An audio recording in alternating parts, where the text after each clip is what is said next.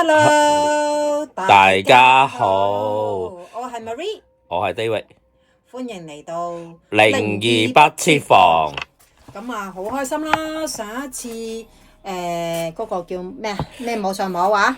淫亂鬼魂摸上摸，係啦，咁啊都收到好多唔同嘅朋友啊，嗰個反應都幾熱烈喎。咁我哋咧就今次就係再做第二集，係乜嘢嘅第二集啊？於淫亂鬼魂摸上摸二，係啦，咁啊今次講點樣摸上摸二呢？就係我哋其中接過一個 case，都係關於淫亂鬼魂摸上摸嘅。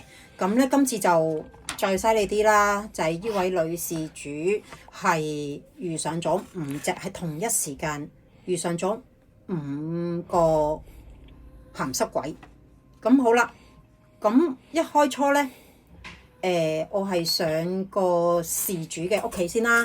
咁我俾一個化名佢先，係啦。咁啊，佢叫阿 Cat 啦。咁啊，嗰次我就上去阿 Cat 屋企，咁佢就話想做家居淨化。咁啊，當嗰時咧就係我自己一個人就上去呢個阿 Cat 嘅屋企。咁啊，阿 Cat 咧就結咗婚嘅，咁啊生咗2個仔，咁啊2個仔都好大個噶啦，咁啊30幾歲，咁啊但係2個仔咧就去咗外地生活，即係以前喺外地讀書，咁啊落地生根，然之後就喺外地生活。咁呢間屋咧就係一個住宅嚟嘅，佢就住喺嗰度，佢同佢先生都住喺嗰度嘅。其實咧就喺青衣，咁啊青衣邊度我唔講啦。都係屬於一個新嘅物業嚟嘅，其實就係阿仔仔啊投資嘅一個物業。咁啊佢兩公婆就入去住咁樣。咁啊我第一次上去做協助佢去做家居淨化。咁我先描述下阿 Cat 嘅屋企係點樣先啦。其實佢個單位就唔係話好大嘅，我諗400零尺到啦嚇。咁啊一入去個大門，右邊呢就係洗手間。咁啊嗰個洗手間嗱，因為佢改裝過嘅，就唔係間屋原本嗰個裝修嚟嘅。咁個洗手間咧就係用一個布簾啊去做一個門嚇。咁啊佢就長形嘅，即係話如果我開咗嗰個洗手間嗰個布簾咧，我入去咧，佢就係好似有一條走廊仔咁樣長長地。咁啊一行入去咧就會有呢個洗手盤。洗手盤咧上面都係有成粒鏡咁樣，佢嘅鏡都唔少㗎嚇，即係佢唔係就咁一個長方形嘅鏡，佢係成粒都係鏡。咁啊跟住之後喺個廁所嗰度啦，有個座廁啦。咁好啦，佢係 L 型嘅。咁啊座廁嘅隔離咧就係有個沖涼房咁樣啦，細細地啦。咁好啦，咁啊如果我出翻嚟嘅時候咧，咁即係話佢沖涼嗰個位置嘅隔離就係一個房嚟嘅。咁但係佢呢個房咧係有房中房嘅喎。咩意思咧？佢嗰個房就係一個好大格嘅房啦，一個好大格嘅房間，應該咁樣講。咁我先講佢有一棟咧好特色嘅牆嘅。呢一棟特色嘅牆咧，佢係深啡色。咁啊，因為阿 Cat 咧就上咗年紀啊嘛，咁上咗年紀梗係要管理自己嘅健康啦。佢就中意去做體式瑜伽嘅。咁啊考埋瑜伽導師牌。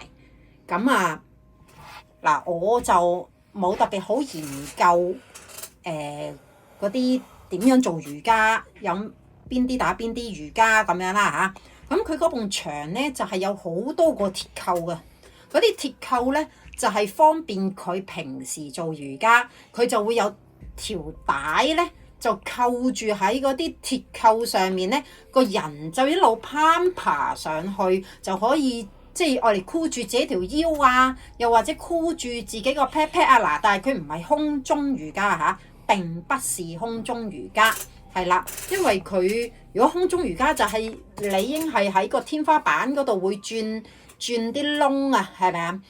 有個扣啊，就放一個膜咁樣啊嘛，咁但係佢就唔係空中瑜伽嚟嘅嗱，佢係咩瑜伽我唔記得啦，唔識啊我嚇，咁佢總之。埲牆就有一啲鐵扣，就可以咧上鎖啊，鎖住一啲繩係啊，瑜伽嘅繩，咁佢又可以慢慢爬上去埲牆嗰度做一啲式子嘅，咁佢有一棟咁樣好特色嘅牆。咁好啦，入到去佢個房咧，基本上係密室嚟嘅。咁佢入到去佢個房嗰度咧，點解我會話有房中房咧？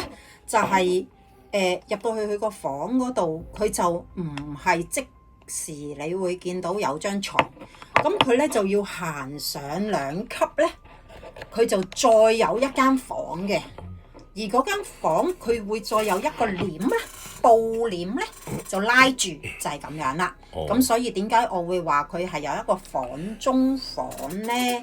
咁佢冇窗噶啦喎。咁啊，好啦，我再出翻嚟講翻嗱，我啱啱講咗。大門口入去嘅右手邊咯，嗬！而家我就講大門口嘅左手邊係啲咩啦？咁左手邊咧，佢係一個開放式嘅廚房。咁廚房嘅側邊，即係拍住埲牆咧，就有一個好大嘅魚缸。咁咧嗰個魚缸咧，就係養一啲鹹水魚啊！嗱，我啊唔識養魚啦。鹹水魚係咩鹹水魚？即係嗰啲會種啲有啲嗰啲海草嗰啲咧，有好多喎，有金，即係有啲生態咁樣嗰啲啊！你知唔知邊啲啊？嗰個係咪即係太子熱帶魚嗰啲係咪啊？係啊！即係太子嗰個金魚街入邊咧，咪整到好似有啲生態咁樣嘅。係啊，因為佢哋嗰啲整到好靚㗎嘛，好靚嘅，跟住就有好多唔同嘅魚嘅品種。係啊，同埋有好多嗰啲叫咩啊？嗰啲海草啊，有唔同形態㗎嘛，咁啊整得好美輪美奐。咁啊，當然我講緊係金魚街嗰度，你見到好美輪美奐啦。咁當然我自己我又冇養魚，我亦都唔識養魚啦。咁啊，我相信咧，各位聽眾總會有人係中意養魚，佢哋就會知道係點樣玩法啦。咁我就唔識啦。咁咧，我啊淨係識觀賞嘅啫，係咪先？因為我唔識啊嘛。咁佢嗰個大魚缸咧就啱啱好就係同太子嗰個金魚街，我啱啱描述話好靚、好美輪美奐嗰啲咧，就係啱啱就比較強烈嘅對比啊！就係咧好污糟，好多嗰啲毛啊！唔係佢嗰啲毛要用嗰啲咧，魚缸要用嗰啲刷嚟刷翻乾淨佢嘅。對唔住，佢係有刷嘅，但係不過都唔得。哦，咁佢一定冇洗魚缸啦。咁我唔知啦，總之就係唔 OK 啦嚇。咁啊，跟住喺嗰個大魚缸嘅側邊咧，就有個大電視。大電視再側邊咧，就已經去到嗰個角落頭嗰度咧，佢就有一個角櫃啊，即係放喺角落頭嘅櫃，係啦。咁嗰個櫃嘅隔離咧，就係窗嚟㗎啦。即係話，如果我企喺大門口咧，正對個大門口咧，就見到嗰一粒窗同埋有一張梳化咁樣嘅。個櫃擺咗啲乜嘢㗎？嗱，我講埋嗰個梳化嗰度咧，即係個窗嗰度咧有一個駁仔嘅。即係大家應該明我講咩㗎啦？就係即係。而家好多樓咧有呢度點講咧？喺個窗嗰度有少少個窗台仔係嘛？即係喺間屋入邊嘅咁樣。咁啊上面擺咗一啲小飾品咁樣啦，擺設啦咁樣。咁好啦，阿 David 啱啱就話啦，嗰個櫃上面擺咗有咩擺設咧，或者係放咗啲咩咧？咁佢上面咧就擺一尊觀音像，都幾大尊下嘅，係啦。似唔似而家我哋面前呢個像咁大咧？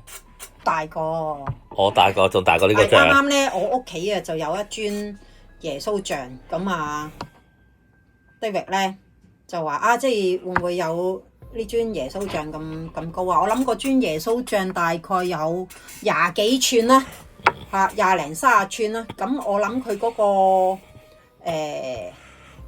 觀音像咧係嗰啲瓷器都靚嘅，即係如果你問我，我覺得個尊觀音像都靚嘅，咁就再高過我而家嗰尊，我諗應該大概有40幾寸都好高噶啦，個尊觀音咁樣咯。咁好啦，咁嗰次我上去做啲咩呢？因為佢要做家居淨化，咁所以呢，我就同另外有幾個朋友啦，有幾個點講呢？同事就一齊去做一個重唱嘅淨化儀式，係啦。咁淨化完之後，其實都好咗嘅。咁我哋重唱啲咩呢？都係關於一啲梵文嘅重唱啦，係啦。咁都唱咗都耐㗎，我諗有2-3個鐘啦，係啦。咁好啦，後期隔咗1個禮拜至個零禮拜啦，咁佢就 WhatsApp 我啦，阿 Cat 就 WhatsApp 我，佢就話：喂，出嚟飲杯茶啊！即係我有啲嘢同你傾喎，咁樣咁傾啲咩咧？就關於佢屋企有啲靈嘅存在。咁嗰次咧，我就揾埋阿 David，就我啦、David 啦同埋阿 Cat， 就我哋3個人坐低就見面。咁好啦，佢嗰時好驚啦，即係阿 Cat 就好驚啦。佢就話：Marie， 其實你睇唔睇到嗰次唱頌咧？你上嚟我屋企睇唔睇到我屋企係有啲嘢啊？我話有啲咩啊？咁跟住佢就開始就講話，其實我屋企咧有一啲問題出現咗，唱頌係好咗，但係都仲未處理好喎。咁咧，佢就話，因為咧佢先生即係佢老公佢係開夜間嘅，咁所以好多時候咧，11點幾就開始就唔喺度噶啦，佢先生咁要出去做嘢咁樣。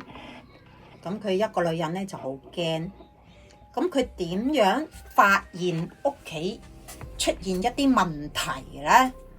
就係曾幾何時嗱，佢老公咧就中意瞓嗰張梳化個窗，即係貼住個窗嗰個梳化嘅。咁有一日朝頭早起身，咁因為佢窗台嗰度咧放咗一啲擺設，咁嗰啲擺設咧就無啦啦就放晒喺張梳化嘅前面，即係個地下嗰度。咁佢覺得好奇怪，佢先生就覺得好奇怪，就問阿 Cat：喂，你做咩無啦啦將個窗台嗰啲嘢放晒落去個地下嘅？咁樣阿 Cat 就話：我冇做過喎，我做咩無啦啦要將個窗台嗰啲擺設放晒落去個地下？咁呢個係其一啦。即係有靈，係啦，有靈咁跟住幫佢放咯。係啦，咁跟住然之後咧，咁因為夜晚黑有好多時候，佢老公唔係淨係11點幾先唔喺度噶嘛，咁有時候再早啲唔喺度噶嘛。咁佢沖涼，就成日俾人玩嘅。點樣呢？佢就會覺得無啦啦會有人搞糖簾，即係沖涼房個糖簾。咁啊，跟住又會搞下啲燈掣。咁啊，好啦，呢個又係一樣嘢啦，一件事啦。咁好啦，個客廳嗰個 TV， 有時候阿 Cat 入咗個睡房，個 TV 咧，即係個電視機啊，自己開。有時候仲要自己熄。咁啊，不止一次啦，就好多次嘅。咁譬如個 TV 開咗，佢開初咧都冇諗乜嘢嘢㗎，就諗住咧，即係個電視疏疏地有問題，咁佢咪走去熄咯，係嘛？咁好正常啊。係啊係啊。咁啊好啦，咁啊如是者試過好多次，佢就發現，喂，冇理由會咁樣㗎喎。咁啊最恐怖係咩咧？就係即係佢令到佢最驚啊嚇！就係咧個電視機就成無啦啦，整無啦啦又熄又開又熄又開啊！去到因為知道佢知啦嘛，係嘛？影響到阿 Cat 啦嘛，即係嗰啲令到佢有 attention 啊嘛。即係啲靈已經開始喺度騷擾緊佢啦。係啦，咁啊好啦，咁啊佢講到咧有一晚，其實都唔係一晚啦，即係試過幾次。咁佢個房，佢咪有房中房嘅，我之前咪講。佢房中房咧，咁佢咧就習慣咧就拉埋糖簾嚟到瞓嘅。咁都好正常啦，因為你比較私隱啲嘛，係嘛？係啊係啊係啊。如果你講瞓覺都容易入睡啲啊，係啊係咪？係啊係啊。咁啊，正常咧係唔會有人開佢個糖簾嘅，包括佢老公。因為佢老公要返嘢啊嘛，所以你唔會走去專登無啦啦去開個老婆嗰個房個簾噶嘛。係啊係啊係啊。譬如佢放工又好，點樣都好，你返嚟咁樣，咁你唔會專登走去整個老婆啊嘛。係啊。咁佢就發現咧，個糖簾咧開咗之餘，喺個簾即係點講啊？個簾底啊！就掛咗上去嗰個頂嗰度啊！你糖簾你要有個軸，你先至可以拉到糖簾㗎嘛。咁樣掛咗上去嘅。係啊係啊，向上去掛咗上去。咁啊，佢啊就問佢老公啦：喂，做咩開咗個糖簾啊？咁啊，佢老公話冇啊，我都冇入過個房。咁啊，都如是者有好幾次。咁所以咧，佢就揾我同阿 David 去了解一下。咁當時我諗 David 你應該仲好記憶猶新。嗰時咧，因為我同 David 嘅係有一啲分工嘅，咁我就最主要咧就係會對住個客會比較多啲。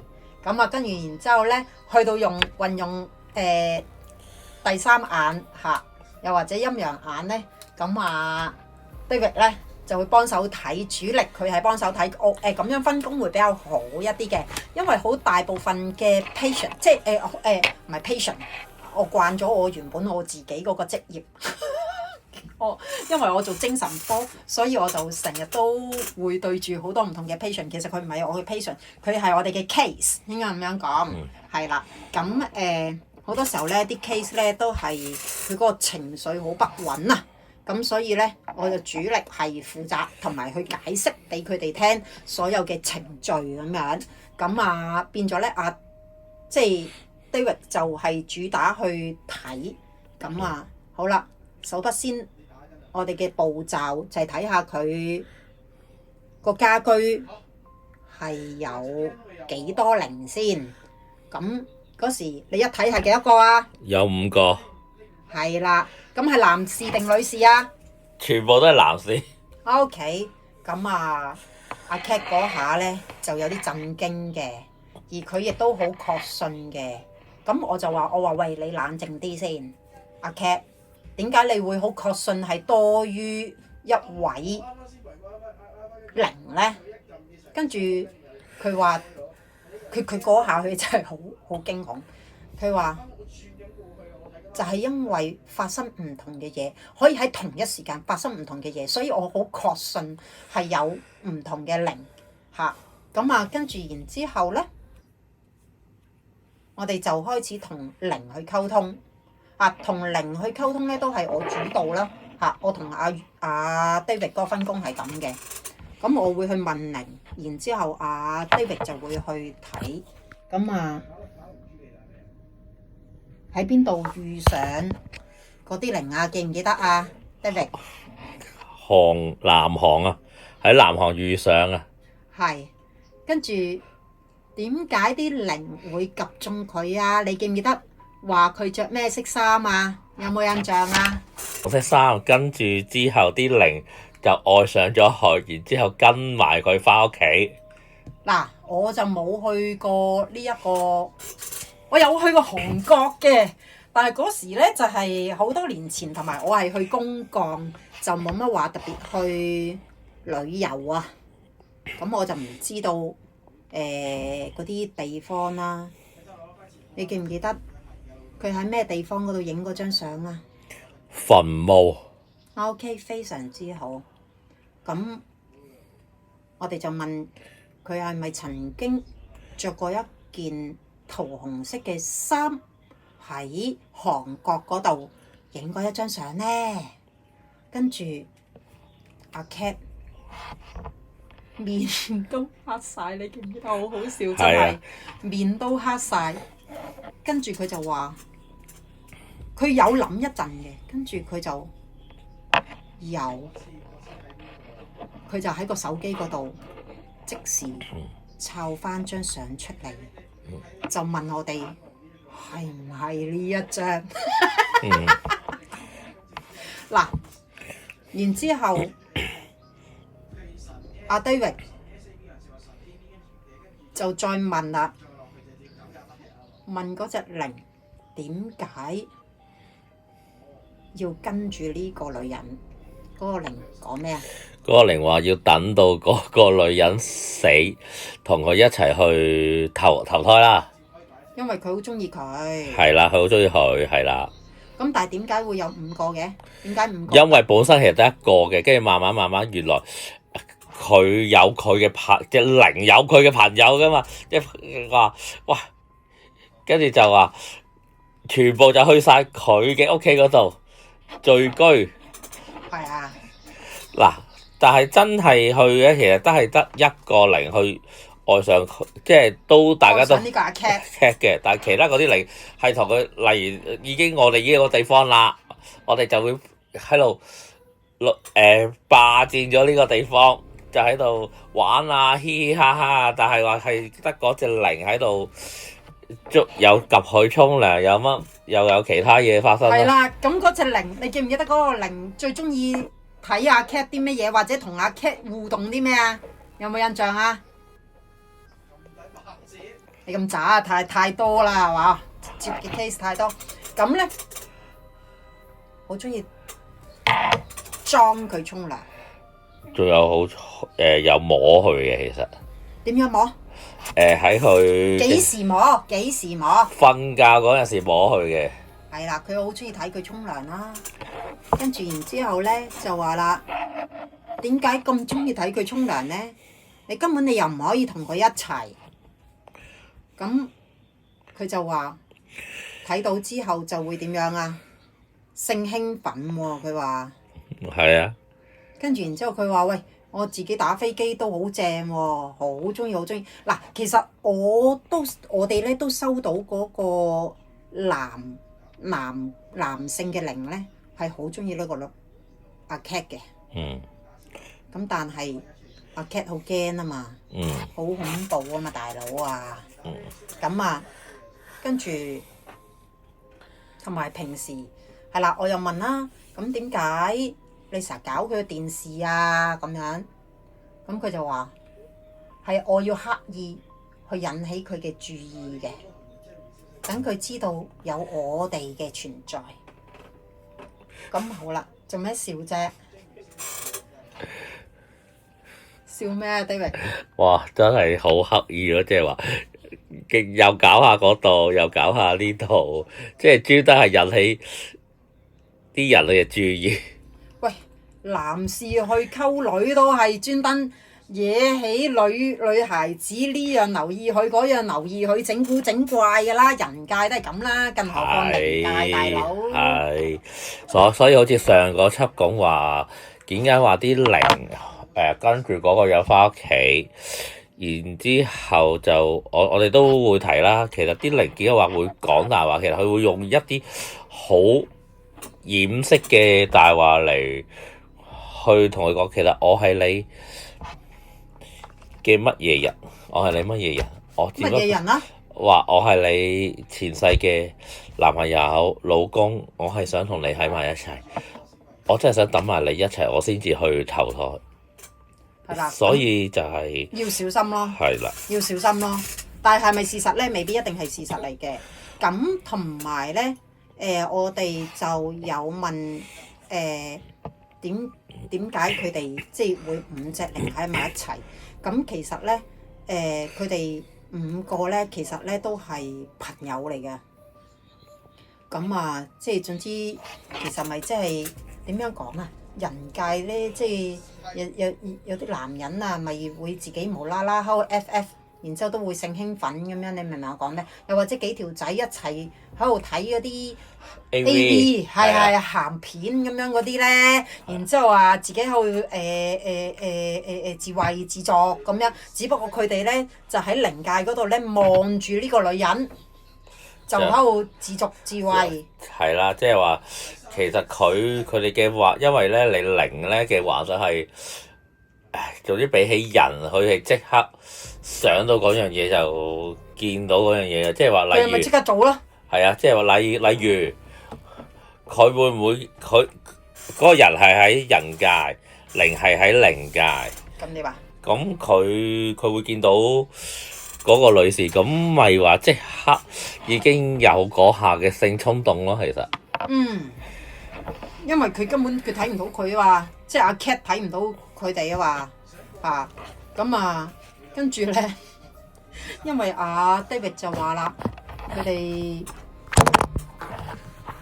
夜晚黑嘅時候咧都會摸佢啊嘛。係啊。咁阿 Cat 又好驚啦。係啊。記唔記得啊？係啊。你記唔記得佢點解會好驚啊？我哋無端端有隻手伸埋嚟摸佢喎，佢點會唔驚啊？同埋佢話佢真係感覺到係真係感覺到，佢真係感覺到，所以佢就好驚。唔係淨係我哋睇到嘛，因為我哋講完佢都知道佢係真係自己原本都係感受到嘛。咁我哋就亦都有睇啦，就係日頭佢哋會去晒嗰個觀音像嗰度嘅。咁我就問佢啦，我就話啦，你個觀音像係好靚，有冇開光啊？佢就話冇，佢話咧係佢朋友去旅行嗰時買嚟送俾佢，佢好中意呢個觀音像，但係又冇諗過要開光，佢就純粹諗住一個好似擺設品、裝飾品咁樣放喺度。所以呢個就係最大問題咯，因為咧你啲像，我當我哋嘅神明嘅像，點解話要開光俾神明去入去咧？因為我哋可以做敬拜啊，服務於佢。但係咧啲人就話：我買完個像翻嚟擺喺度就算，跟住之後，喂個像咁，梗係會俾其他嘅一啲靈魂、一啲鬼魂會入咗去咯。冇錯，即係進駐咗，好似一間屋咁樣，即係好似自己個頭家咁啦。咁啊，我哋要點樣去處理呢5位靈咧？咁就要逐個傾嘅，係啦，逐個傾，逐個去了解。咁有一啲咧，我哋就係即係先係嗱，因為其實佢哋都我咁描述啦，都幾冥頑不靈嘅，因為佢真係好中意阿 Cat 啊嘛，中意到佢一個點，即係我諗如果佢仍然在人界，真係不得之了啊！即係咁當然阿 Cat 個樣係唔差嘅，真係靚女嚟嘅。咁我哋先做重唱啦，跟住就令到佢比較好一啲啦。其實我哋都花咗一啲時間去令到佢去即係軟化，慢慢軟化咯，係啊。要傾嘅。咁啊，另外有啲靈咧，就係要睇下佢需要啲咩啦。又跟住有啲就要引領佢向光走啦，係啦。咁所以5個靈都用咗唔同嘅方式去協助佢哋去升進，係嘛？係啊。咁但係又咁講，當初咧有啲靈會亦都會有啲靈咧都唔係有啲靈啊，係好多靈咧都唔覺得自己想提升啦，亦都唔會想自己有任何嘅升進啦。佢覺得我而家有咩唔好啫？係啊。我淨係睇住阿 Cat， 我就已經夠爽啦。係啊。跟住我點解要即係我一定係等到佢死，然之後咪同佢一齊咯咁樣。嗰時好強橫嘅，咁但係真係需要一啲時間咯。係啦，就係咁樣。係啦。咁有冇任何嘅補充啊？冇啦，咁即係話其實咧，我哋會例如我哋去引導啲靈咧，其實都會用唔同嘅方法嘅。例如好似阿 Maybe 講，佢哋會仲唱啦，或者我哋會用你當係一個引導啦，或者一個神明去同個神明講，睇下可唔可以去協助佢引導佢去到佢身邊啦。例如我當耶穌啊，或者可能一啲印度嘅神明啦。係啦。咁同埋我會透過我嘅上司啦，去指引啦。咁因為我哋始終都係人，我哋都係有一個係屬於一個有限制嘅，係局限性嘅身體、局限性嘅腦袋、局限性嘅思維。我相信每一個人都係㗎啦，唔會話有任何一個人係哇佢係無限嘅喎，哇佢係點樣聰明絕頂咁樣。咁無論有幾聰明絕頂嘅人，佢都係有一個局限性喺度咯，咁樣咯。咁係咯，應該呢集暫時係咁多啦。係咯。如果有任何大家對鹹濕鬼啊有任何嘅問題啊，又或者想分享啊，由我哋去一齊去探討嘅話，咁歡迎你去留言俾我哋啦。記得 subscribe 同埋 follow 我哋靈異不設防。係咁多，拜拜。拜拜。